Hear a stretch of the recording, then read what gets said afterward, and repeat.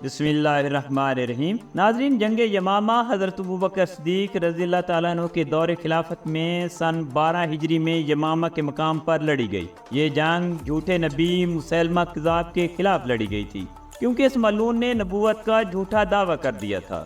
اس دور میں اور بھی چند لوگوں نے نبوت کا جھوٹا دعویٰ کیا تھا، مگر ان سب میں مسیلمہ کذاب کی طاقت سب سے زیادہ تھی۔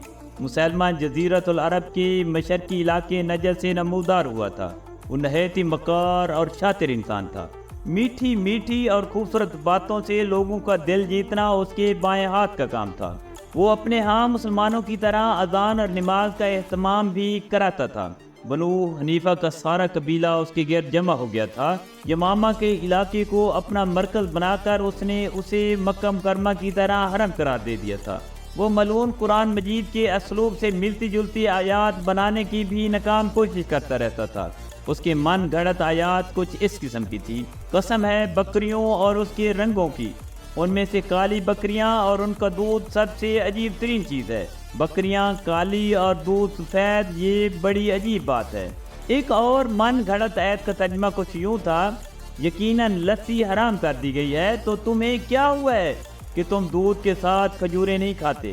ناظرین، مسیلمہ کے پیروکار اس قسم کی عجیب و غریب آیتوں کو بڑے شوق سے سنتے تھے۔ ان میں سے زیادہ تر لوگ جانتے تھے کہ یہ جھوٹا نبی ہے، مگر نسلی تعصب نے انہیں گمراہ کر دیا تھا۔ یہ لوگ عرب کے مشہور قبیلے ربیہ کی شاخ تھے، جو زمانے دراز سے قبیلہ مضر کے مخالف تھے، جبکہ قریش، جن سے نبی اکرم صلی اللہ علیہ وآلہ وسلم کا نسبی تعلق تھا، قبیلہ مضر ہی کی شاخ تھے۔ ربیہ والوں کو حسد تھا کہ نبی آخر زمان قبیلہ مضر میں کیوں پیدا ہوا۔ اب جب کہ ان کے ایک فرد نے نبوت کا دعویٰ کر دیا تھا، تو انہیں بدلہ لینے کا گویا بہانہ مل گیا تھا۔ ان کا نسلی تعصب اس قدر بڑا ہوا تھا کہ جب مسیلمہ کے ایک پیروکار سے پوچھا گیا کہ کیا وہ واقعی عقیدہ رکھتا ہے کہ مسیلمہ نبی ہے، تو اس نے جواب دیا: میں جانتا ہوں کہ محمد صلی اللہ علیہ وآلہ وسلم اللہ کے سچے نبی ہیں اور مسیلمہ جھوٹا، مگر مجھے مدینہ کے سچے نبی سے یمامہ کا جھوٹا نبی زیادہ پسند ہے۔ ناظرین، مسیلمہ کی طاقت اس وقت اور بڑھ گئی جب جھوٹی نبیہ سجا اپنے لاؤ لشکر کے ساتھ یمامہ پہنچی اور مسیلمہ سے آمنے سامنے بات چیت کی۔ مسیلمہ نے اسے سبز باغ دکھایا کہ وہ دونوں مل کر عرب کو فتح کریں گے۔ سجا نہ صرف آمادہ ہو گئی بلکہ اتحاد کو مضبوط کرنے کے لیے اس نے مسیلمہ کی طرف سے رشتے کی پیشکش بھی منظور کر لی۔ شادی کے بعد جب سجا واپس اپنے لشکر میں آئی تو اس کے عقیدت مندوں نے پوچھا: آپ کو مہر میں کیا دیا گیا ہے؟ وہ بولی: کچھ بھی نہیں۔ وہ بگڑ کر بولے: واپس جائیے اور کچھ مہر لے کر آئیے۔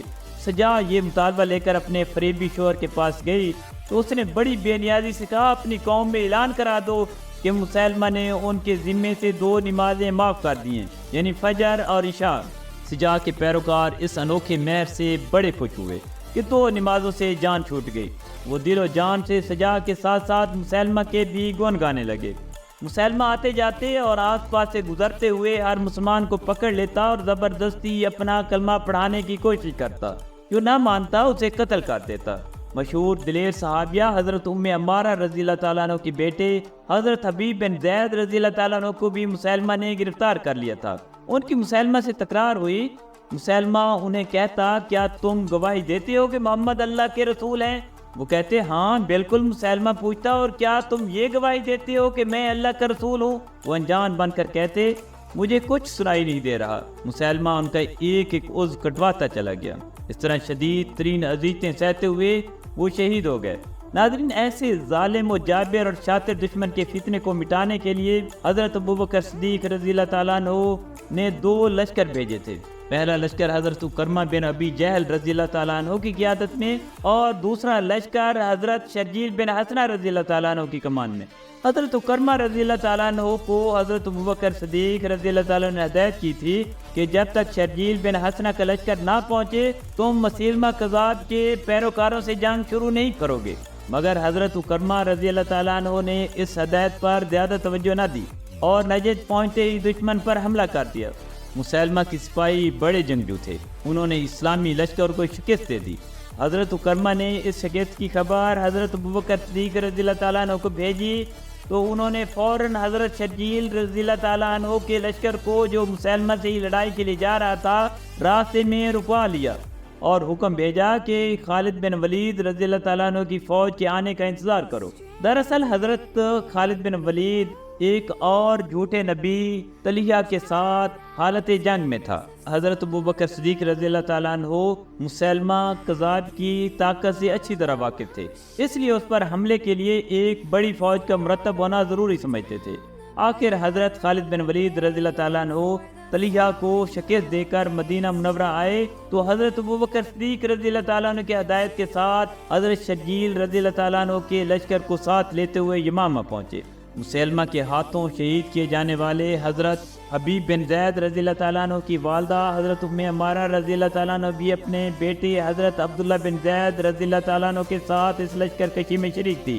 لشکر کی آمد کی خبر سن کر مسیلمہ سب بندی کر چکا تھا۔ مسلمانوں کے پہنچتے شدت کی جنگ شروع ہو گئی۔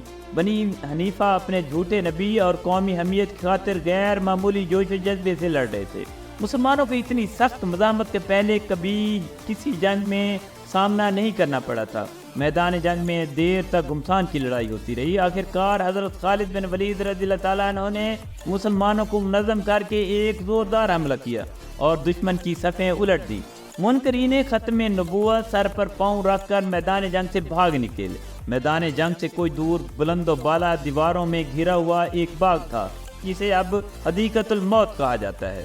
منکرین ختم نبوت فرار ہو کر اس باغ میں مورچہ بند ہو گئے۔ مسلمان وہاں تک پہنچے تو وہ دروازہ بند کر چکے تھے، اندر داخل ہونے کی کوئی صورت نہ تھی۔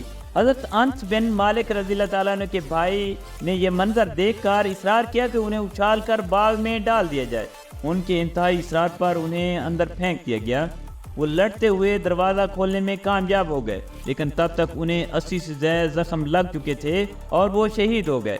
اب مسلمان ایک ریلی کی طرح اندر گھسنے لگے۔ دشمنوں نے انہیں روکنے کی جان توڑ کوشش کی، لیکن یہ کوشش بے سود ثابت ہوئی۔ مسلمان باغ میں داخل ہو چکے تھے۔ مسلمانوں نے انہیں تلواروں کی نوک پر رکھ لیا۔ دشمن مایوس ہو کر باغ سے فرار ہونے لگے تو مسلمانوں نے تعاقب کیا۔ مسیلمہ کذاب بھی مفرورین کے ساتھ بھاگنے کی کوشش کر رہا تھا، مگر واشی بن حرب رضی اللہ تعالیٰ عنہ گھات میں تھے۔ ناظرین، حضرت واشی رضی اللہ تعالیٰ عنہ غزوہ احد میں حضرت حمزہ رضی اللہ تعالیٰ عنہ جیسے عظیم شخص کے قتل کے بدلے بڑی نیکی کے طور پر اس بدترین شخص کو قتل کرنا چاہتے تھے۔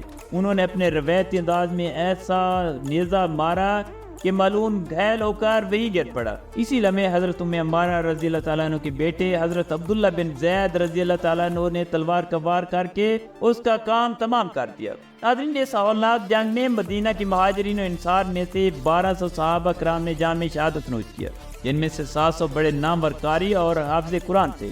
دشمن کے 7000 افراد باغ میں اور تقریباً اتنے ہی فرار ہوتے ہوئے مارے گئے۔ ناظرین، جنگ یمامہ جزیرۃ العرب میں برپا ہونے والے فتنوں کے خلاف آخری بڑی کارروائی تھی۔ اس کے بعد فتنوں کا زور بالکل ٹوٹ گیا۔